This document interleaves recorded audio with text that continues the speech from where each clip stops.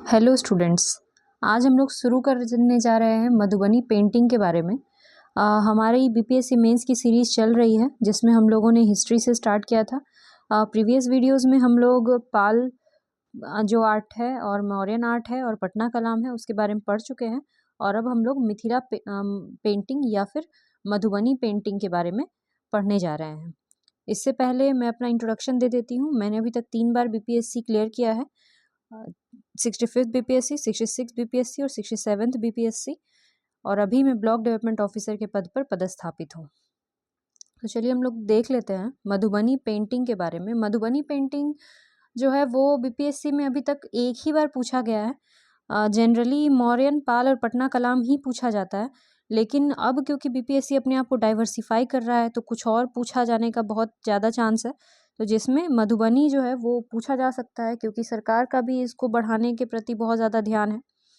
ठीक है, तो मधुबनी पेंटिंग जो है वो बिहार में किस रीजन में है, यहाँ पर ये मैप आपको बनाना एग्जाम में, और एग्जाम में जब भी कोई डायग्राम या मैप बनाएंगे तो उसको एक बॉक्स में इस तरह से रखेंगे और नीचे फिगर करके लिखेंगे कि किस चीज़ का फिगर आपने बनाया है, और यहाँ पे ये रीजन इस तरह से हाईलाइट कर देना और लिख देना है मिथिला रीजन, जहाँ मधुबनी पेंटिंग फेमस है। मधुबनी पेंटिंग की हिस्ट्री के बारे में देख लेते हैं कि इतिहास इसका क्या, कहाँ से शुरू हुआ, कब रहा। तो ये शुरू हुआ था जब जो हमारे देवी देवता हैं राम भगवान और सीता माता के मैरिज के टाइम पे, उनके शादी के टाइम पे जो राजा जनक थे उन्होंने लोगों से कहा था कि वो अपने घर के दीवारों को पेंट करें। तो उस समय जो पेंट किया गया था वही था मधुबनी पेंटिंग। ठीक है, लेकिन उसके बाद ये गौण हो गया, छिप गया।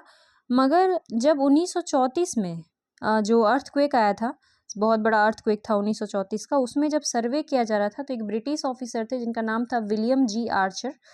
उनको जो बिल्डिंग्स वगैरह जो दब गए थे उन सब का जब वो सर्वे कर रहे थे, देखने गए, तो वहाँ उन्हें जो पेंटिंग मिली तो उन्हें पता चला कि ये यहाँ की फेमस मधुबनी पेंटिंग है। उसके बाद ये पेंटिंग जो है ये प्रकाश में आया और बहुत ज़्यादा इसको बनाया जाने लगा। लोग अपनी जीविका के तौर पर भी इसका प्रयोग करते थे, पेंटिंग बना बना के बेचते थे। मुख्य तौर पे महिलाओं के द्वारा ही ये पेंटिंग बनाई जाती थी, मगर अब जाके इसको पुरुषों के द्वारा भी बनाया जाता है। और ये पेंटिंग कहाँ कहाँ की जाती है, तो दीवालों पे, पेपर पे, कपड़ों पे, आइवरी पे, मतलब हाथी दांत के ऊपर भी पेंटिंग हो सकती है, कांच के ऊपर भी पेंटिंग की जाती है, मेटल्स के ऊपर भी पेंटिंग की जाती है। ठीक है, ये पेंटिंग हर जगह की जाती है। ये किस तरह की पेंटिंग होती है, देखिए टाइप्स ऑफ पेंटिंग हम लोग देख लेते हैं। तो 2 तरह की पेंटिंग होती है। एक तो हो गया दीवार पे किया जाने वाला वॉल पेंटिंग।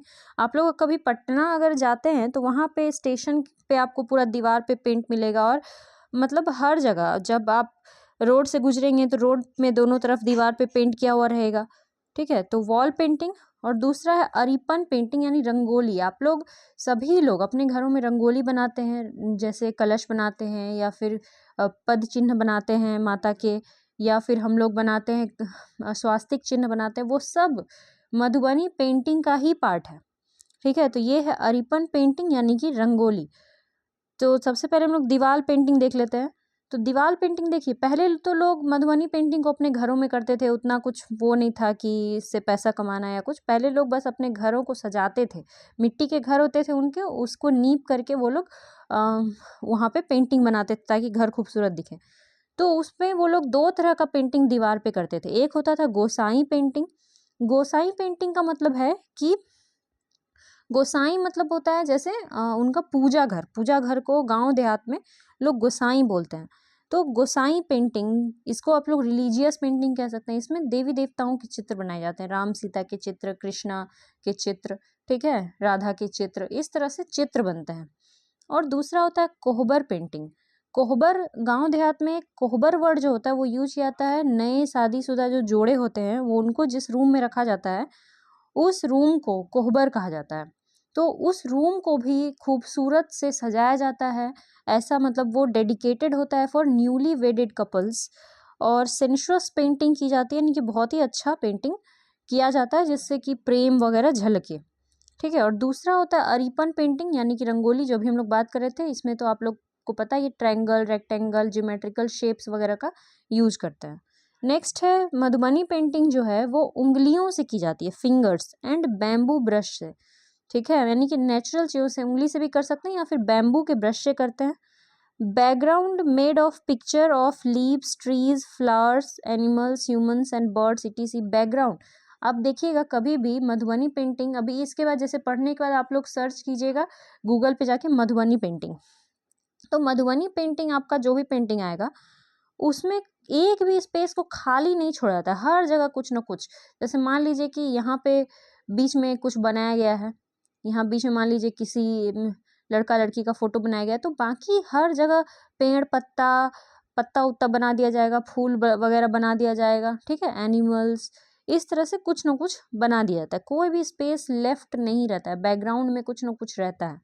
नेचुरल कलर्स का यूज़ किया जाता है, जैसे काजल से बना करके और काला कलर बनाया जाता था, या फिर कुसुम के फूलों से लाल रंग, पलास के फूल से ऑरेंज कलर, ठीक है, बीन्स से ग्रीन कलर।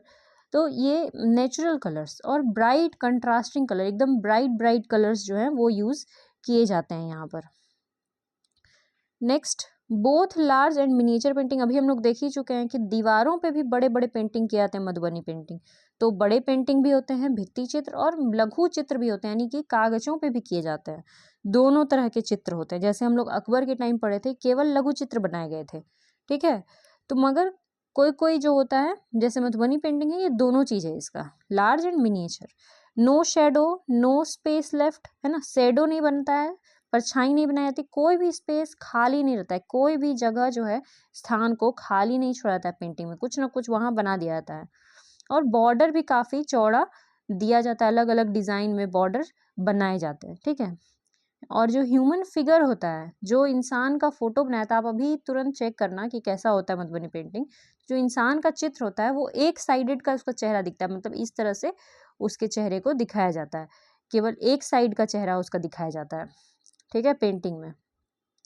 नेक्स्ट है कि पेंटिंग में बहुत सारे सिंबल्स यूज किया, जैसे मछली, ज़्यादातर मधुबनी पेंटिंग में आपको मछली का दिखेगा, ढेर सारा मछली नीचे बना देगा खाली जगह में। क्यों? तो मछली जो है वो फर्टिलिटी एंड प्रॉस्पेरिटी को दर्शाता है, संपन्नता को दर्शाता है, ठीक है। सांप भी बना हुआ रहेगा, जैसे सांप क्या दिखाता है, तो जीवन चक्र को दर्शाता है। एलिफेंट, हाथी, हाथी जो है वो विजडम, बुद्धि मानी, गुड लक, स्ट्रेंथ, ठीक है, हिम्मत, इसको दर्शाता है। पिकॉक भी रहेगा, पिकॉक ब्यूटी को दर्शाता है। टाइगर रहेगा, टाइगर पावर को दर्शाता है। लोटस भी रहेगा जो कि पवित्रता को दर्शाता है, ठीक है। इस तरह से बहुत सारे चीज़ यूज किए जाते हैं इसमें, जो मधुबनी पेंटिंग बनती है उसमें बहुत सारे अलग अलग चीज़ यूज किए जाते हैं, उनको सिम्बॉल्स माना जाता है। कुछ इंपॉर्टेंट पेंटर्स के नाम आप याद कर लीजिए जो एग्जाम में आप लोग लिखेंगे, जैसे सीता देवी, गंगा देवी, बउआ देवी, गोदावरी दत्ता, भारती दयाल, कौशल्या देवी etc। ये इंपॉर्टेंट पेंटर्स हैं, ठीक है। इस तरह से आप लोग जो है मधुबनी पेंटिंग के लिए आप लोग अपना शॉर्ट नोट्स रेडी कर सकते हैं। और हम लोग अब अगले क्लास में अब केव पेंटिंग्स वगैरह पे बात करेंगे। Thank you.